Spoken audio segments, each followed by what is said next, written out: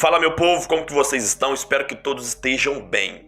Hoje eu quero reagir com você a esse vídeo aqui, nós iremos acompanhar juntos. Veja só a resposta do pastor André Fernandes, da igreja do pastor André Valadão. Vamos acompanhar aqui. Eu quero no final emitir uma opinião sincera a respeito desse assunto. Vamos acompanhar juntos aí. A igreja vê o evento Vira Brasil 2025 como uma forma de promover a espiritualidade, a mensagem do evangelho, ou acredita que eventos de grande escala, com ingressos elevados, podem contribuir para a comercialização da fé e criar um ambiente excludente, como apontam alguns teólogos e líderes religiosos? Qual que é um ambiente excludente?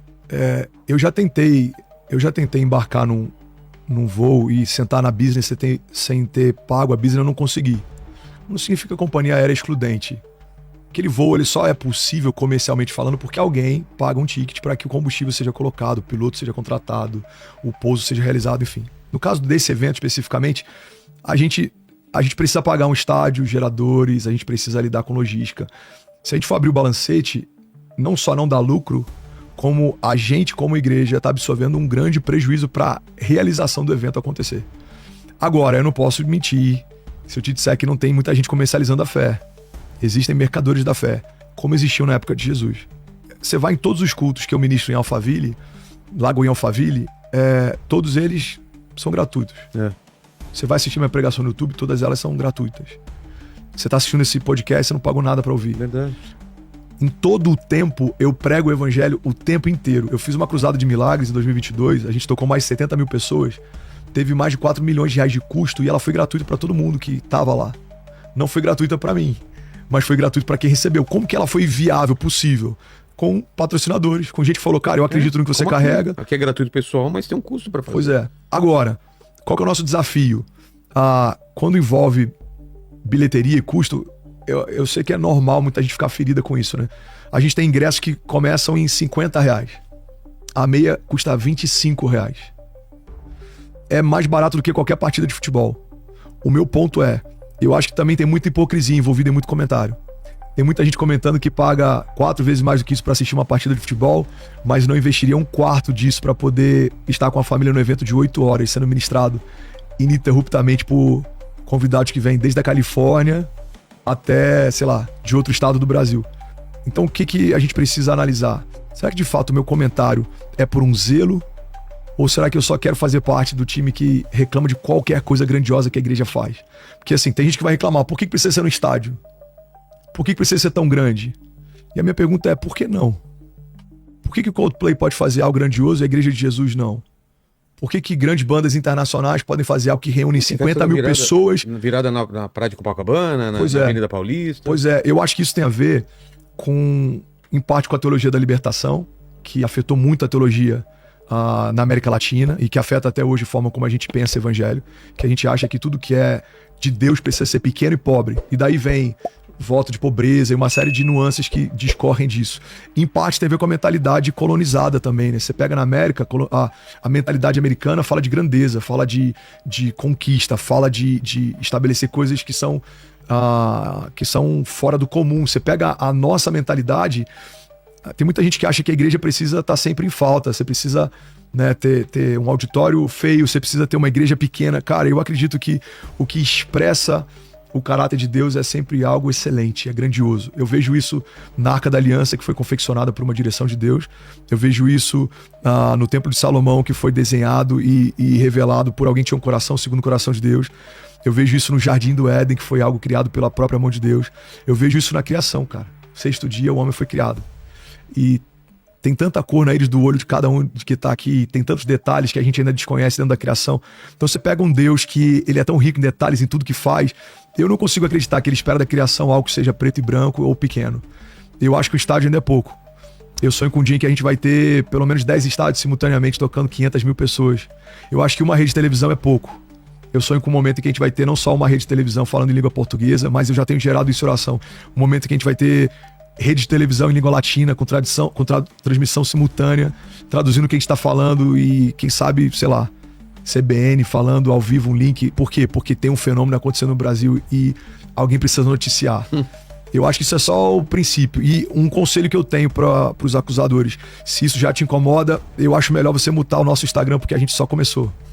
Os estádios vão ser tocados, as redes de televisão vão ouvir falar o que está acontecendo e a gente só está começando. O senhor já declarou que a igreja não deve ser uma plataforma de palestras motivacionais, mas de transformação espiritual. Qual é a diferença entre um culto que motiva e um culto que realmente transforma? Como a igreja pode ser mais relevante nesse sentido? Cara, a diferença é onde está fundamentado o que você fala. Se eu falar, por exemplo, sobre o que a palavra fala, a palavra ela vai te motivar. Mas qual que é a base fundamental? A palavra, o próprio Cristo. Agora, se eu quiser falar sobre 3 passos para, e eu quiser ministrar sobre algo que eu penso, aí não é mais o que Deus fala, aí é o que eu acho. Tem muita gente que tem substituído no púlpito aquilo que Deus fala para começar a pregar aquilo que ele pensa. E aí quando eu começo a esvaziar o meu púlpito de palavras de Deus e começo a colocar opinião, já não é mais uma pregação do evangelho, aí já é mais uma palestra motivacional. Então, nem toda pregação, nem toda palestra motivacional vai carregar a palavra de Deus, mas toda palavra de Deus vai te motivar. Perfeito. Faz sentido? Faz, total. Aí tem a última aqui do Edson. Ele falou o seguinte: o senhor já comentou sobre o impacto das doutrinas progressistas na sociedade. Qual seria a abordagem correta da igreja diante do que o senhor chama de agenda do inferno? Acho que eu falei sobre isso na última vinda aqui. Falei sobre isso ainda há pouco, teologia da libertação e coisas do tipo. Cara, a agenda progressista ela vai sempre tentar relativizar, como a gente falou ainda há pouco, e ela vai tentar normalizar, e ela vai tentar defender uma ideia plural. Todos os caminhos levam a Deus. Não, biblicamente todos os caminhos levam para o inferno. Só tem um caminho que leva a Deus. Jesus fala: eu sou o caminho, a verdade e a vida, e ninguém vai ao Pai se não for através de mim. Essa pluralidade de que todos os caminhos levam a Deus, todos somos filhos de Deus, eu estou falando a partir de uma análise bíblica, se a gente for usar a Bíblia como a base fundamental do que a gente está falando aqui, tá? Se você não acredita na Bíblia, o que eu estou falando aqui não faz sentido nenhum, porque você nem vai discutir teologia, ou teologia progressista. Mas se você acredita que a Bíblia é uma verdade absoluta, cara, a gente precisa entender que existem princípios fundamentais que eles não são relativizáveis. Mas qual que é a agenda global? Qual que é a agenda moderna? Qual que é a agenda progressista? Todos os caminhos levam a Deus, todos somos filhos de Deus. A Bíblia não fala que todos somos filhos de Deus, a Bíblia fala que todos somos criação de Deus, criaturas de Deus. Faça tudo o que quiser, pois é tudo permitido. A própria palavra fala, cara, faça o que você quiser. Faça o que você quiser. Mas saiba que as suas escolhas, elas têm uma consequência. Pessoal, olha só, primeiramente que quando ele fala a respeito aí de que hoje em dia nós temos visto muitas pessoas brincando com a fé, brincando com a palavra de Deus, brincando com o evangelho, fazendo da palavra comércio. Infelizmente nós temos visto sim, e é lamentável isso. Aliás, a visão bíblica, Jesus Cristo nos deixou já um contexto bíblico a respeito disso. Ele disse: olha, farão de vós negócio. Então hoje nós temos visto lamentavelmente isso no nosso meio. Agora, eu sei que há diferença daquele que serve a Deus para aquele que não serve a Deus.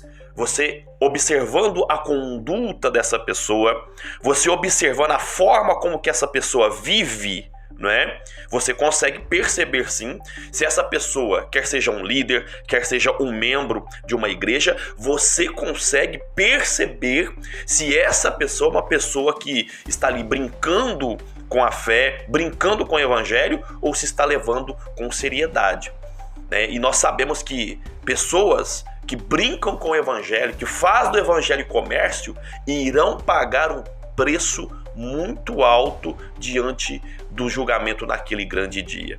Claro que nós sabemos que a igreja ela precisa ser custeada. E quem vai custear todo o trabalho da Igreja de Cristo, não estou falando de denominação, mas da Igreja de Cristo no geral, quem é o responsável para custear somos nós. Nós sim que somos os responsáveis por custear o trabalho da igreja. Agora, muitas pessoas têm usado dessa liberdade, muitos líderes, infelizmente, para dar lugar à libertinagem, não apenas em questão de pecado, mas em questão de usar-se da obra de Deus para fazer os seus lucros. Mas e você, o que você pensa a respeito desse assunto? Fique à vontade e deixa aqui nos comentários o que você pensa. Pessoal, esse foi o vídeo. Você que é novo por aqui, inscreva-se no canal, ativa o sino das notificações, deixa a sua curtida nesse vídeo e até a próxima. Tchau, gente!